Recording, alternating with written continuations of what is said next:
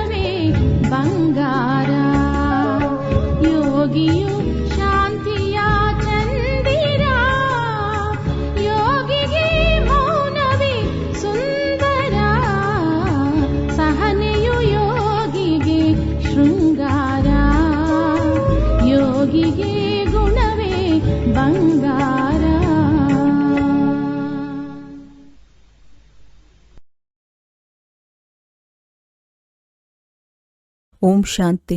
ಮುರುಳಿಯ date ಆಗಿದೆ 2/5/2026.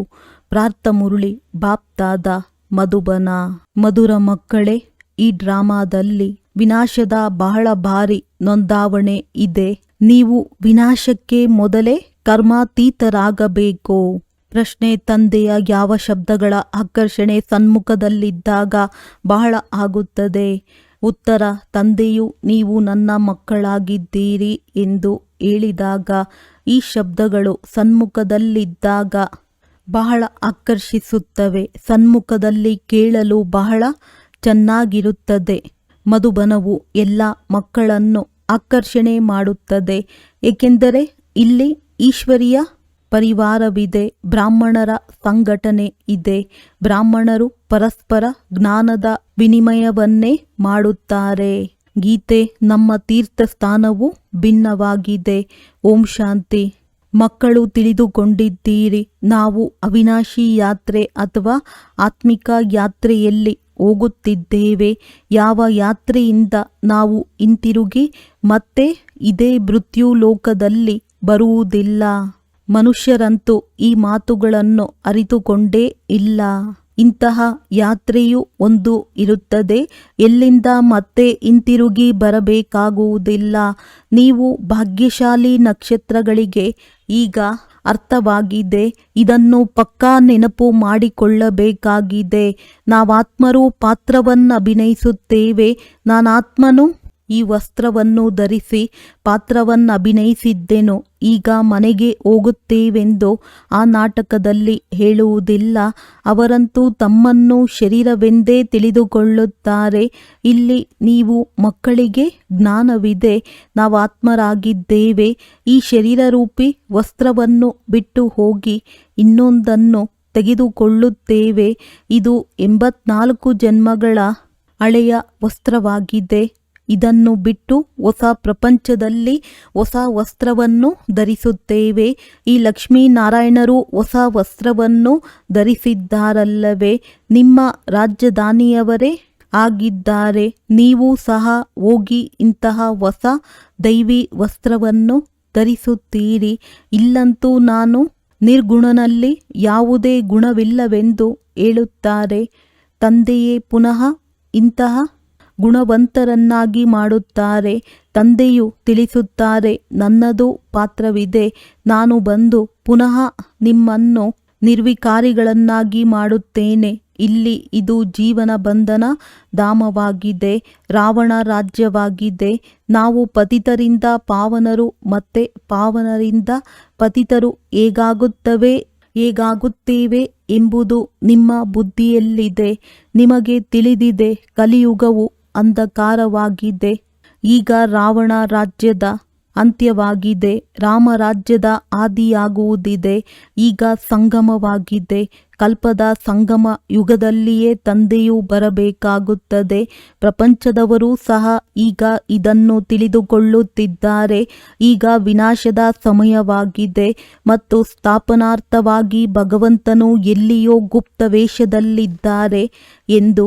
ಈಗ ಗುಪ್ತವೇಷದಲ್ಲಿ ನೀವಾತ್ಮರು ಇದ್ದೀರಿ. ಆತ್ಮವೇ ಬೇರೆ, ಶರೀರವೇ ಬೇರೆಯಾಗಿದೆ. ಈ ಮನುಷ್ಯ ಶರೀರವು ಗುಪ್ತವೇಷವಾಗಿದೆ.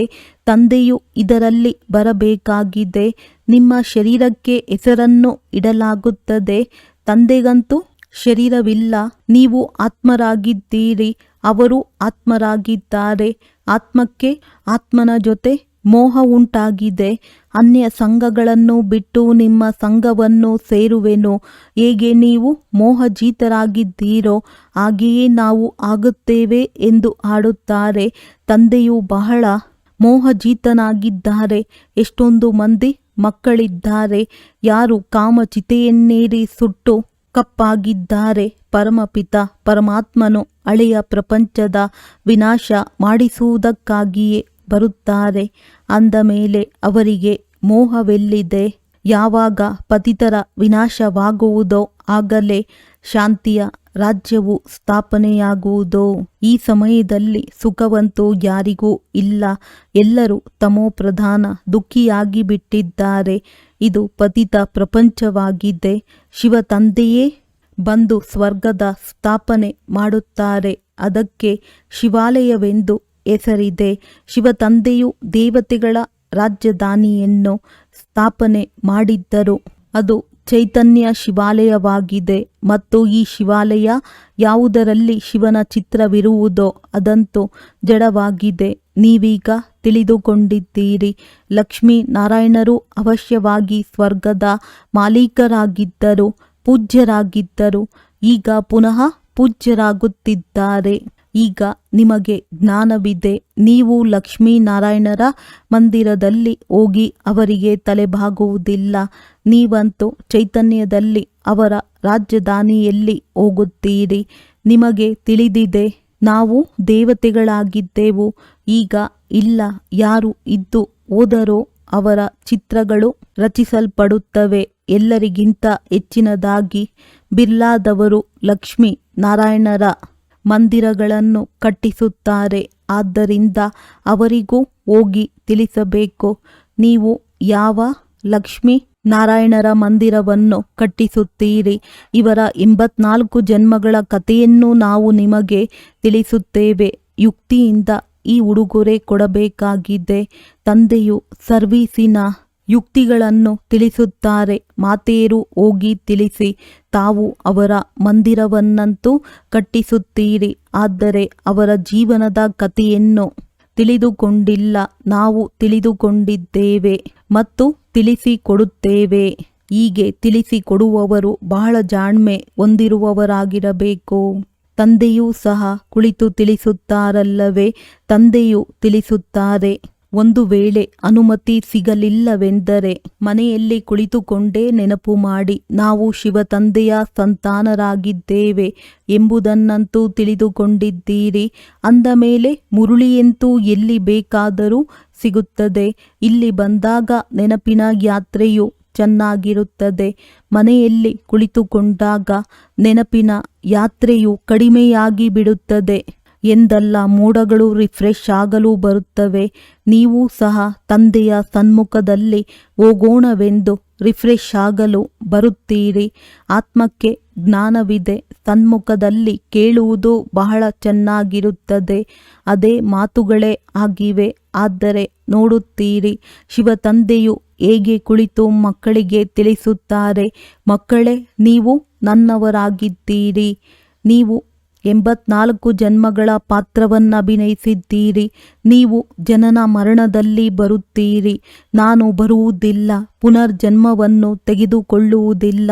ಅಜನ್ಮನೂ ಅಲ್ಲ, ಬರುತ್ತೇನೆ. ಆದರೆ ವೃದ್ಧನ ತನುವಿನಲ್ಲಿ ಪ್ರವೇಶ ಮಾಡುತ್ತೇನೆ.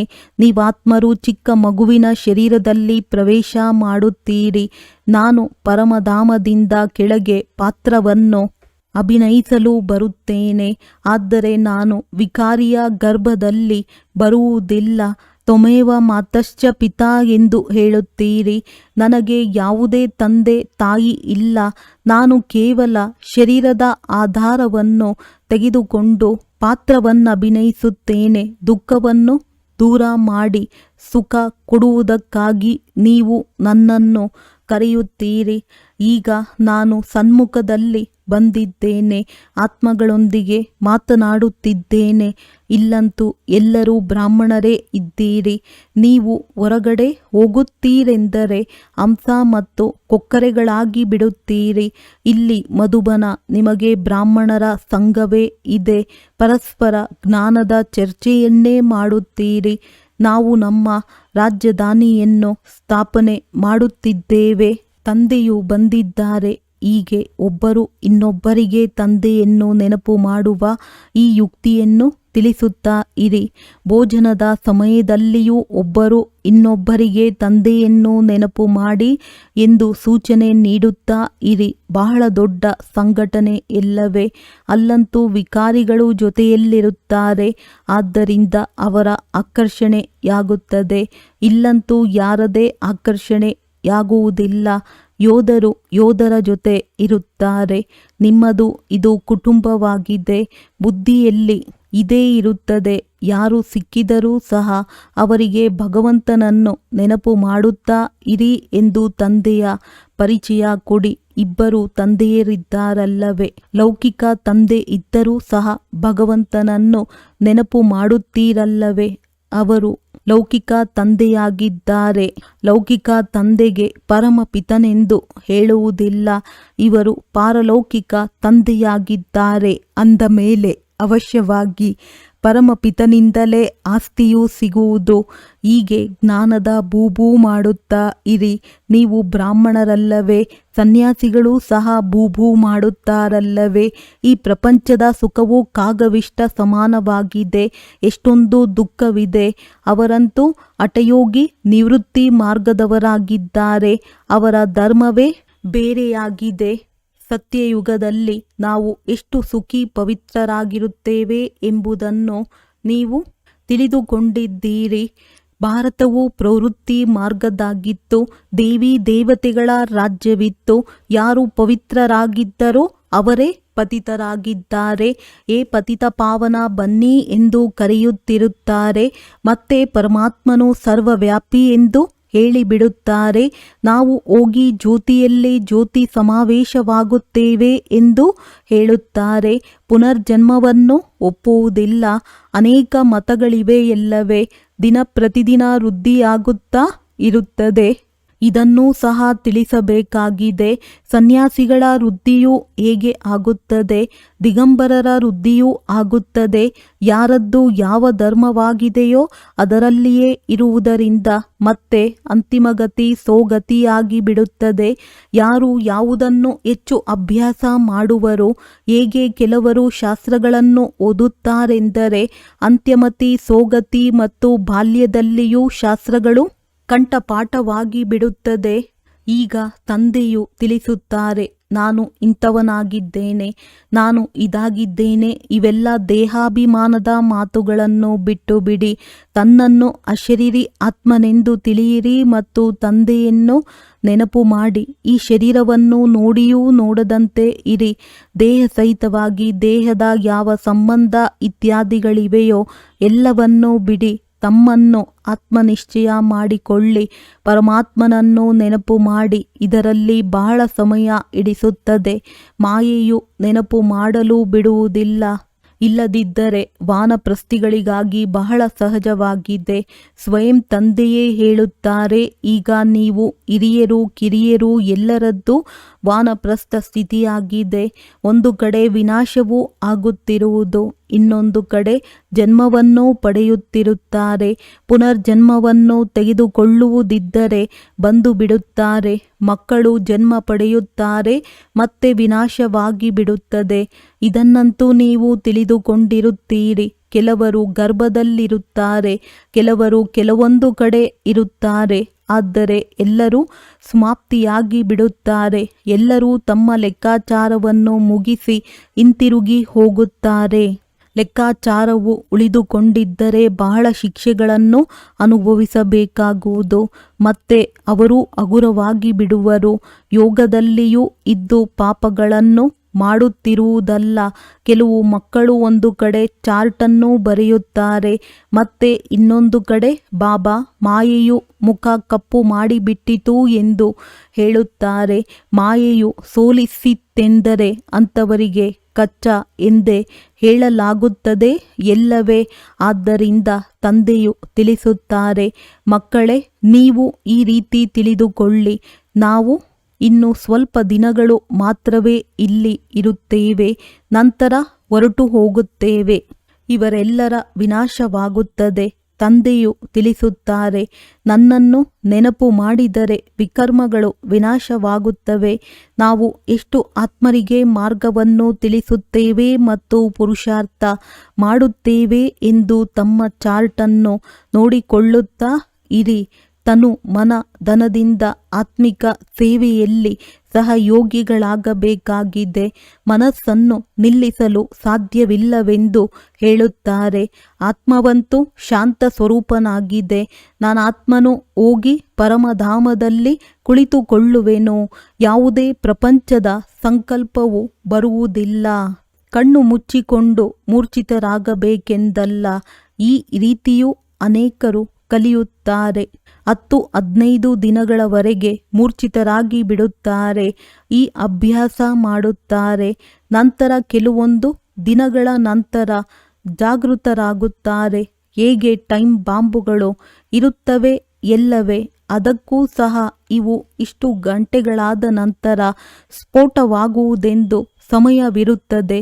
ನೀವು ಮಕ್ಕಳಿಗೆ ತಿಳಿದಿದೆ. ನಾವು ಯೋಗವನ್ನು ಜೋಡಿಸುತ್ತಿದ್ದೇವೆ. ಯಾವಾಗ ತಮೋಪ್ರಧಾನ ಕೊಳಕು ಹೊರಟು ಹೋಗುವುದೋ ಆಗ ನಾವು ಸತೋಪ್ರಧಾನರಾಗಿ ಬಿಡುತ್ತೇವೆ ಮತ್ತು ಈ ಶರೀರವನ್ನೇ ಬಿಟ್ಟು ಬಿಡುತ್ತೇವೆ. ನಾವೀಗ ಯೋಗದ ಯಾತ್ರೆಯಲ್ಲಿದ್ದೇವೆ. ಸಮಯ ಸಿಕ್ಕಿದೆ. ನಂತರ ಈ ಶರೀರವನ್ನು ಬಿಡಲೇಬೇಕಾಗಿದೆ. ಮತ್ತೆಲ್ಲವೂ ಸಮಾಪ್ತಿಯಾಗಿ ಬಿಡುವುದು. ಡ್ರಾಮಾದಲ್ಲಿ ಸಮಯವು ನಿಶ್ಚಿತವಾಗಿದೆ. ಮತ್ತೆ ಅಂತ್ಯದಲ್ಲಿ ಸೊಳ್ಳೆಗಳ ಉಪಾಧಿಯಲ್ಲಿ ಶರೀರಗಳನ್ನು ಬಿಡುತ್ತಾರೆ. ವಿನಾಶವಾಗುವುದು. ನೀವು ಕರ್ಮಾತೀತ ಸ್ಥಿತಿಯನ್ನು ಪಡೆಯುವಿರಿ. ನಂತರ ವಿನಾಶವು ಆರಂಭವಾಗಿ ಬಿಡುವುದು. ವಿನಾಶದ ಬಹಳ ಭಯಂಕರ ದೃಶ್ಯವಿದೆ. ಇದು ಡ್ರಾಮಾದಲ್ಲಿ ಬಹಳ ಭಾರಿ ನೋಂದಾವಣೆ ಇದೆ. ನೀವು ತಿಳಿದುಕೊಂಡಿದ್ದೀರಿ. ಆ ಸಮಯದಲ್ಲಿ ನಮ್ಮ ಸ್ಥಿತಿಯು ಏಕರಸವಾಗಿರುವುದು. ಖುಷಿಯಲ್ಲಿ ಸದಾ ಹರ್ಷಿತರಾಗಿರುತ್ತೀರಿ. ಈ ಪ್ರಪಂಚವಂತೂ ಸಮಾಪ್ತಿಯಾಗಲೇಬೇಕಾಗಿದೆ. ನಿಮಗೆ ತಿಳಿದಿದೆ, ಕಲ್ಪಕಲ್ಪವು ಸಂಗಮಯುಗವಾದಾಗ ವಿನಾಶವಾಗುತ್ತದೆ. ಕೇವಲ ಬಾಂಬುಗಳನ್ನು ಪ್ರಾಕೃತಿಕ ವಿಕೋಪಗಳೂ ಸಹ ವಿನಾಶಕ್ಕೆ ಸಹಾಯ ಮಾಡುತ್ತದೆ. ಅಂದಾಗ ಮಕ್ಕಳಿಗೆ ಇದು ಬುದ್ಧಿಯಲ್ಲಿರಲಿ. ನಾವೀಗ ಹೋಗಬೇಕಾಗಿದೆ. ತಂದೆಯನ್ನು ಎಷ್ಟು ನೆನಪು ಮಾಡುತ್ತೀರೋ ಅಷ್ಟು ವಿಕರ್ಮಗಳು ವಿನಾಶವಾಗುತ್ತವೆ. ಶ್ರೇಷ್ಠ ಪದವಿಯನ್ನು ಪಡೆಯುತ್ತೀರಿ. ಮೊದಲು ಸ್ವಯಂ ಪ್ರಯತ್ನ ಪಡಬೇಕು. ತಂದೆಯ ಮನೆ ಮತ್ತು ಮಾವನ ಮನೆಯ ಉದ್ಧಾರ ಮಾಡುವವರೇ ಕನ್ಯೆಯಾಗಿದ್ದಾರೆ. ಅಂದ ಮೇಲೆ ದಾನವು ಮನೆಯಿಂದಲೇ ಆರಂಭವಾಗುವುದಲ್ಲವೇ? ಸರ್ವೀಸಿನಲ್ಲಿ ತೊಡಗಿರಬೇಕು. ತಿಳಿಸಿರಿ. ಶಿವ ತಂದೆಯು ಹೇಳುತ್ತಾರೆ, ನನ್ನನ್ನು ನೆನಪು ಮಾಡಿದರೆ ಆಸ್ತಿಯು ಸಿಗುವುದು. ಇದು ನೇರ ಮಾತಾಗಿದೆ. ನೀವು ತಂದೆಯನ್ನು ನೆನಪು ಮಾಡಿದ್ದೇ ಆದರೆ ಸ್ವರ್ಗದ ಆಸ್ತಿಯು ನಿಮ್ಮದಾಗುವುದು. ನೀವು ವಿಶ್ವದ ಮಾಲೀಕರಾಗಿ ಬಿಡುತ್ತೀರಿ. ಈಗ ಆಸ್ತಿಯನ್ನು ಪಡೆಯಬೇಕೆಂದರೆ ನನ್ನನ್ನು ನೆನಪು ಮಾಡಿ. ಈ ಸಂದೇಶವನ್ನು ಕೊಡುವುದು ಮಕ್ಕಳ ಕರ್ತವ್ಯವಾಗಿದೆ. ಕಲ್ಪದ ಮೊದಲು ಕೊಟ್ಟಿದ್ದೀರಿ. ಈಗ ತಿಳಿಸಿ. ವಿನಾಶವು ಸನ್ಮುಖದಲ್ಲಿ ನಿಂತಿದೆ. ಕಲಿಯುಗದ ನಂತರ ಸತ್ಯಯುಗವೂ ಬರಲಿದೆ. ತಂದೆಯೇ ಬಂದು ಆಸ್ತಿಯನ್ನು ಕೊಡುತ್ತಾರೆ. ರಾವಣನು ನರಕವಾಸಿಗಳನ್ನಾಗಿ ಮಾಡುತ್ತಾರೆ. ತಂದೆಯು ಬಂದು ಪುನಃ ಸ್ವರ್ಗವಾಸಿಗಳನ್ನಾಗಿ ಮಾಡುತ್ತಾರೆ. ಭಾರತದ್ದೇ ಕಥೆಯಾಗಿದೆ. ಭಾರತವಾಸಿಗಳನ್ನು ಮೇಲೆತ್ತಬೇಕಾಗಿದೆ. ಮೊದಲು ಶಿವನ ಮಂದಿರದಲ್ಲಿ ಹೋಗಿ ತಿಳಿಸಬೇಕು. ಈ ತಂದೆಯು ಹೊಸ ಸೃಷ್ಟಿಯನ್ನು ರಚಿಸುವವರಾಗಿದ್ದಾರೆ. ನನ್ನನ್ನು ನೆನಪು ಮಾಡಿದರೆ ನಿಮ್ಮ ವಿಕರ್ಮಗಳು ವಿನಾಶವಾಗುವುದೆಂದು ತಿಳಿಸುತ್ತಾರೆ. ಈ ನಿರಾಕಾರ ತಂದೆಯು ಧರೆಗೆ ಬಂದಿದ್ದಾರೆ. ಬ್ರಹ್ಮರವರ ಮೂಲಕ ಸ್ವರ್ಗದ ಸ್ಥಾಪನೆ ಮಾಡುತ್ತಿದ್ದಾರೆ. ಈಗ ತಂದೆ ಮತ್ತು ಆಸ್ತಿಯನ್ನು ನೆನಪು ಮಾಡಿ. 84 ಜನ್ಮಗಳು ಪೂರ್ಣವಾಯಿತು. ಈಗ ನಾವು ನಿಮಗೆ ತಿಳಿಸುತ್ತೇವೆ. ಇದನ್ನು ನಂಬಿ ಅಥವಾ ನಂಬದಿರಿ, ನಿಮ್ಮಿಷ್ಟ. ಮಾತುಗಳಂತೂ ಬಹಳ ಚೆನ್ನಾಗಿವೆ. ತಂದೆಯೇ ದುಃಖಹರ್ತ ಸುಖಕರ್ತನಾಗಿದ್ದಾರೆ. ಸ್ವಲ್ಪ ತಿಳಿಸಿದರೂ ಹೊರಟು ಹೋದರು. ಇದು ನಿಮ್ಮ ವ್ಯಾಪಾರವಾಗಿದೆ. ಪರಿಶ್ರಮವೇನೂ ಇಲ್ಲ. ಕೇವಲ ಬಾಯಿಯಿಂದ ತಿಳಿಸಬೇಕಾಗಿದೆ. ನನ್ನನ್ನು ನೆನಪು ಮಾಡಿ ದೇಹಿ ಅಭಿಮಾನಿಯಾಗಿ ಎಂದು ತಂದೆಯು ಹೇಳುತ್ತಾರೆ. ಶಿವನ ಪೂಜಾರಿಗಳ ಬಳಿ ಹೋಗಿ ಮತ್ತು ಲಕ್ಷ್ಮೀನಾರಾಯಣರ ಪೂಜಾರಿಗಳ ಬಳಿಗೆ ಹೋಗಿರಿ. ಅವರಿಗೆ ದೇವತೆಗಳ ಜೀವನ ಚರಿತ್ರೆಯನ್ನು ತಿಳಿಸಿರಿ. ಒಳ್ಳೆಯದು. ಮಧುರಾತಿ ಮಧುರ ಅಗಲಿ ಹೋಗಿ ಮರಳಿ ಸಿಕ್ಕಿರುವ ಮಕ್ಕಳ ಪ್ರತಿ ಮಾತ್ಪಿತಾ ಬಾಪ್ ದಾದಾರವರ ನೆನಪು, ಪ್ರೀತಿ ಹಾಗೂ ಸುಪ್ರಭಾತ. ಆತ್ಮಿಕ ಮಕ್ಕಳಿಗೆ ಆತ್ಮಿಕ ತಂದೆಯ ನಮಸ್ತೆ. ಧಾರಣೆಗಾಗಿ ಮುಖ್ಯ ಸಾರ. ತನು ಮನ ಧನದಿಂದ ಆತ್ಮಿಕ ಸೇವೆಯಲ್ಲಿ ಸಹಯೋಗಿಗಳಾಗಬೇಕಾಗಿದೆ. ಎಲ್ಲರಿಗೆ ತಂದೆಯ ಪರಿಚಯ ನೀಡಿ ಆಸ್ತಿಗೆ ಅಧಿಕಾರಿಗಳನ್ನಾಗಿ ಮಾಡಬೇಕಾಗಿದೆ. ವಿನಾಶಕ್ಕೆ ಮೊದಲೇ ಕರ್ಮಾತೀತರಾಗಲು ತಂದೆಯ ನೆನಪಿನಲ್ಲಿರಬೇಕಾಗಿದೆ. ತಂದೆಯ ಸಮಾನ ಮೋಹಜೀತರಾಗಬೇಕಾಗಿದೆ. ಆತ್ಮಕ್ಕೆ ಆತ್ಮದ ಜೊತೆ ಉಂಟಾಗಿರುವ ಮೋಹವನ್ನು ತೆಗೆದು ಒಬ್ಬ ತಂದೆಯೊಂದಿಗೆ ಪ್ರೀತಿಯನ್ನಿಡಬೇಕಾಗಿದೆ. ವರದಾನ: ಸರ್ವಶಕ್ತಿವಂತನ ಜೊತೆಯ ಸ್ಮೃತಿಯ ಮೂಲಕ ಸಮಸ್ಯೆಗಳನ್ನು ದೂರಗೊಳಿಸುವಂತಹ ಪರಮಾತ್ಮ ಸ್ನೇಹಿ ಭವ. ಯಾವ ಮಕ್ಕಳು ಪರಮಾತ್ಮ ಸ್ನೇಹಿಯಾಗಿರುತ್ತಾರೆಯೋ ಅವರು ಸ್ನೇಹಿಯನ್ನು ಸದಾ ಜೊತೆಯಲ್ಲಿ ಇಟ್ಟುಕೊಳ್ಳುತ್ತಾರೆ. ಆದ್ದರಿಂದ ಯಾವುದೇ ಸಮಸ್ಯೆಯೂ ಮುಂದೆ ಬರುವುದಿಲ್ಲ. ಯಾರ ಜೊತೆ ಸ್ವಯಂ ಸರ್ವಶಕ್ತಿವಂತ ತಂದೆ ಇರುತ್ತಾರೆಯೋ ಅವರ ಮುಂದೆ ಸಮಸ್ಯೆಯೂ ನಿಲ್ಲಲು ಸಾಧ್ಯವಿಲ್ಲ. ಸಮಸ್ಯೆ ಉಂಟಾಗಲಿ ಮತ್ತೆ ಅಲ್ಲಿಯೇ ಸಮಾಪ್ತಿ ಮಾಡಿಬಿಡುತ್ತೀರೆಂದರೆ ವೃದ್ಧಿಯಾಗುವುದಿಲ್ಲ. ಈಗ ಸಮಸ್ಯೆಗಳ ಜನನ ನಿಯಂತ್ರಣ ಮಾಡಿರಿ. ಸದಾ ನೆನಪಿರಲಿ, ಸಂಪೂರ್ಣತೆಯನ್ನು ಸಮೀಪ ತರಬೇಕು ಹಾಗೂ ಸಮಸ್ಯೆಗಳನ್ನು ದೂರಗೊಳಿಸಬೇಕು. ಸ್ಲೋಗನ್: ಪ್ರಿಯರಾಗುವ ಪುರುಷಾರ್ಥವಲ್ಲ, ಭಿನ್ನರಾಗುವ ಪುರುಷಾರ್ಥ ಮಾಡುತ್ತೀರೆಂದರೆ ಸ್ವತಃವಾಗಿಯೇ ಪ್ರಿಯರಾಗುವಿರಿ. ಅವ್ಯಕ್ತ ಸೂಚನೆಗಳು: ಸದಾ ಅಚಲ ಅಡೋಲ ಏಕರಸ ಸ್ಥಿತಿಯ ಅನುಭವ ಮಾಡಿ. ಸಮಯ ಪ್ರಮಾಣ: ಈಗ ಸದಾ ಅಚಲ ಅಡೋಲ ಸರ್ವ ಖಜಾನೆಗಳಿಂದ ಸಂಪನ್ನರಾಗಿ ಸ್ವಲ್ಪವೂ ಸಹ ಏರುಪೇರು ಆಗುತ್ತೀರಿ ಎಂದರೆ ಸರ್ವ ಖಜಾನೆಗಳ ಅನುಭವ ಆಗುವುದಿಲ್ಲ. ತಂದೆಯ ಮೂಲಕ ಸಿಕ್ಕಿರುವ ಖಜಾನೆಗಳನ್ನು ಸದಾ ಕಾಯಮ್ಮಾಗಿ ಇಟ್ಟುಕೊಳ್ಳುವ ಸಾಧನ ಆಗಿದೆ. ಸದಾ ಅಚಲ ಅಡೋಲರಾಗಿ ಇರುವುದು. ಅಚಲರಾಗಿರುವುದರಿಂದ ಸದಾ ಖುಷಿಯ ಅನುಭವ ಆಗುತ್ತಾ ಇರುತ್ತದೆ. ಹೇಗೆ ವಿನಾಶಿ ಧನ, ಹೆಸರು, ಮಾನ್ಯತೆ, ಆಡಂಬರ, ಪದವಿ ಇತ್ಯಾದಿಗಳು ಸಿಗುತ್ತದೆ ಎಂದರೆ ಖುಷಿಯಾಗುತ್ತದೆ ಅಲ್ಲವೇ? ಇದಂತೂ ಅವಿನಾಶಿ ಖುಷಿಯಾಗಿದೆ. ಆದರೆ ಈ ಖುಷಿ ಅವರಿಗೆ ಇರುತ್ತದೆ ಯಾರು ಅಚಲ ಅಡೋಲ ಏಕರಸ ಸ್ಥಿತಿಯಲ್ಲಿ ಇರುತ್ತಾರೆ. ಒಳ್ಳೆಯದು. ಓಂ ಶಾಂತಿ.